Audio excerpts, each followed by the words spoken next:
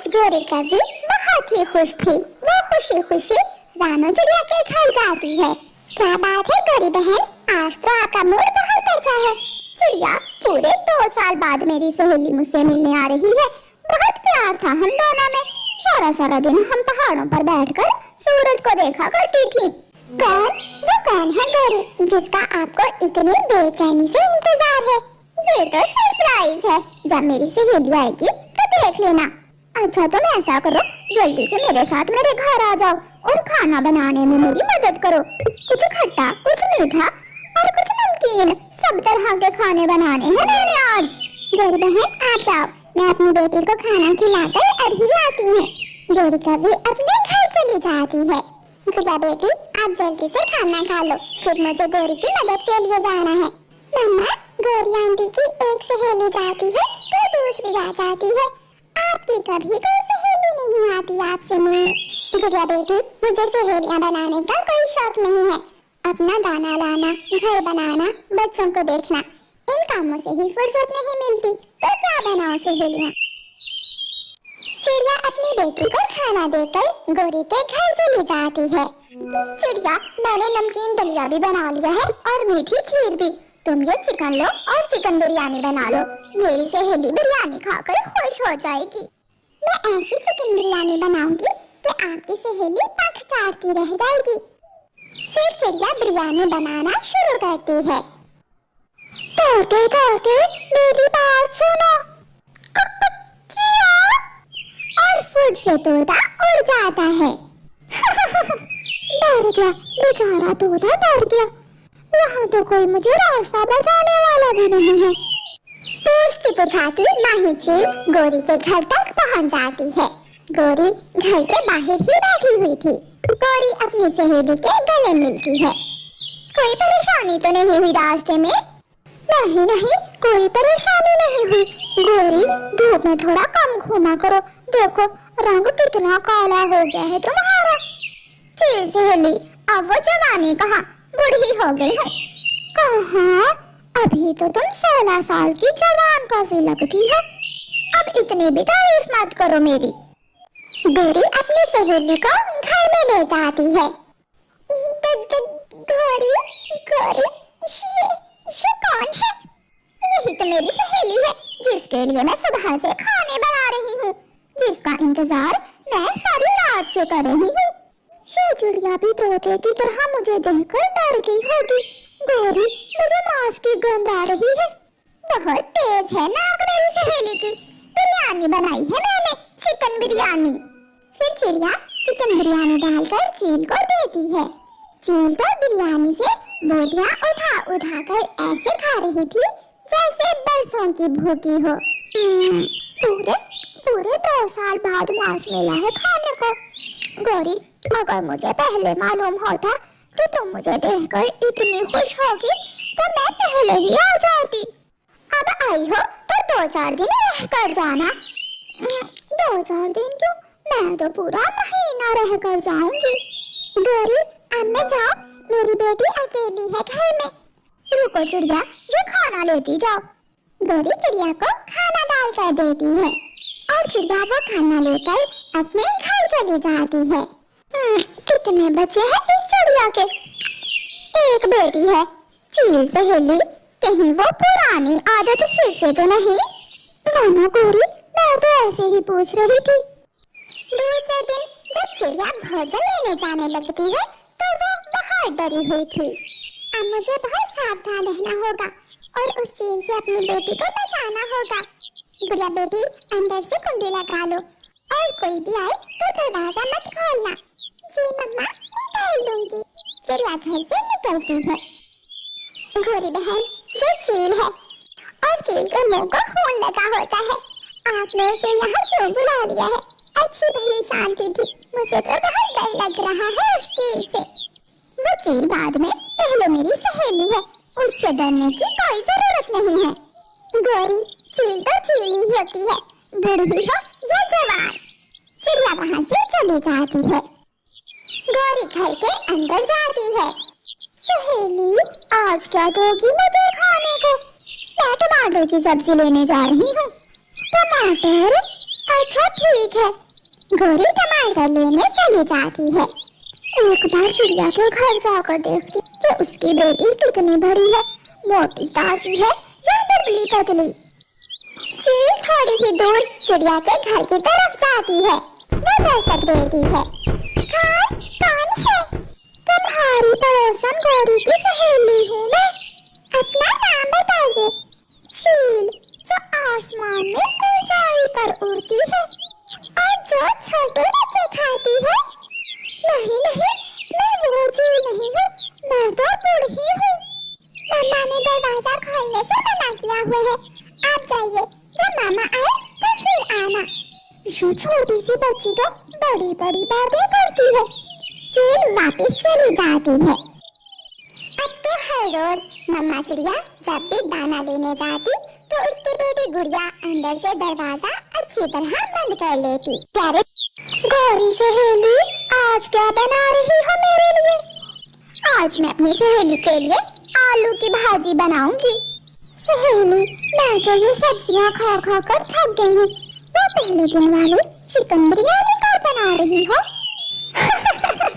सहेली, एक ही मुर्गी थी मेरे पास, वो तो मैंने पहले ही दिन तुम्हें खिला दी, अब कहाँ से लाऊं? ये सुनकर चील चुप हो जाती है और गोरी सब्जी लेने चली जाती है। चील फिर से गुड़िया के पास जाती है। अगर किसी तरह ये छोटी चिड़िया घर से बाहर निकल आए तो इसे आज उठाकर यहाँ से भाग जाऊंगी। छोटी चिड़िया, मुझे प्यास लगी है, क्या मुझे थोड़ा पानी मिलेगा? चील तो मेरे पीछे ही पड़ गई है। हाँ बेटा, अपनी चोंच खोलो। गुड़िया खिड़की से एक लंबा पाइप बाहर निकालती है। इसे अपनी चोंच से लगाओ, मैं पीछे से पानी डालती हूँ। नहीं, रहने दो, मैं मोती से जाकर पी लेती हूँ। चील वहाँ से चली जाती है। चील हर रोज कोई ना कोई नया उपाय बनाती, मगर गुड़िया भी बहुत तेज थी। गुड़िया चील के काबू आने वाली नहीं थी। मम्मा, वो आज फिर आई थी और मुझसे पानी मांग रही थी। गुड़िया बेटी, मैं तो हर रोज गोरी को समझाती हूँ, मगर वो मेरी बात ही नहीं सुनती। मम्मा, आप चिंता न करें, जब वो चील गोरी आंटी को खाएगी तो फिर पता चलेगा गोरी आंटी को। गोरी चील को झरने पर ले जाती है। चील और गोरी को देखकर सब पक्षी वहाँ से भाग जाते हैं। गोरी चील को बाग में लेकर जाती और सब पक्षी वहाँ से भी भाग जाते हैं। सहेली, एक बात तो है, तुम्हारे खौफ से सबकी जान निकलती है। एक तुम ही नहीं डरती हो मुझसे, मेरी सहेली जो है, इसलिए, वरना मुझसे तो सब डरते हैं। शाम को गोरी करती अपनी सहेली से कहती है, सहेली खाना खा लो, मैंने बहुत स्वादिष्ट पालक की सब्जी बनाई है। नहीं गोरी, पालक तो मुझे बचपन से ही पसंद नहीं है।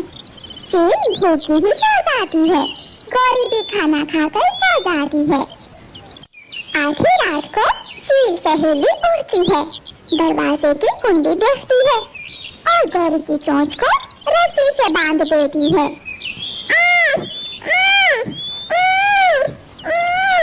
मगर गोरी की आवाज तो घर से बाहर भी नहीं जा रही थी और उसकी सहेली उसे ही खाकर सुबह होने से पहले वहाँ से चली जाती है। इससे हमें ये सीख मिलती है कि हमें खतरनाक पक्षियों से दूर रहना चाहिए, यानी कि जो हमारी जान को हानि पहुंचा सकते हैं, उनकी तो दोस्ती भी हमारे लिए दुश्मनी के बराबर ही होती है। ये कहानी आपको कैसी लगी आप हमें कमेंट सेक्शन में जरूर बताना, बिना बिल्कुल मत रहना।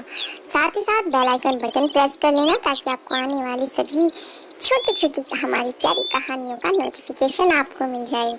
तो प्लीज आप हमारे चैनल को ऐसे ही प्यार देते रहना। मिलते हैं नेक्स्ट। बारिश में चिड़िया का घर उड़ गया था। बात उन दिनों की है जब तेज तूफानी बारिश आ रही थी और चिड़िया की तबीयत खराब थी, जिस वजह से वो अपना घर मजबूत न कर सकी। तभी गोरी कहती है, देखो चिड़िया, इस बार तुम बीमार क्या पड़ी कि तुम्हारा तो घर ही उड़ गया। तब कबूतर कहता है, गोरी चुप करो, एक तो वो भरी बरसात में मुसीबत में अपनी छोटी बच्ची के साथ बैठी है, ऊपर से तुम उसे परेशान कर रही हो। अपने घर बुलाने के बजाय तुम उसे ताने मार रही हो।